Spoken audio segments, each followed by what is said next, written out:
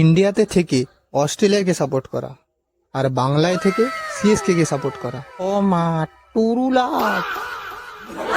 আচ্ছা ভাই, এত থালা ফর এ রিজন, থালা এই থালা ওই, আচ্ছা তোদের থালা কখনো এক থালা ভাত খাইয়েছে তোকে? ভাই আমি মেনে নেব সিএসকে আইপিএল এর সেরা টিম, খালি তুই শুধু সিএসকে 2016 আর 17 সালের জার্সিটা আমাকে দেখা। সিএসকে নাকি আইপিএল এর ইতিহাসে, পৃথিবীর ইতিহাসে, পৃথিবীর বাইরে মঙ্গল গ্রহের ইতিহাসে সবচেয়ে লয়াল টিম।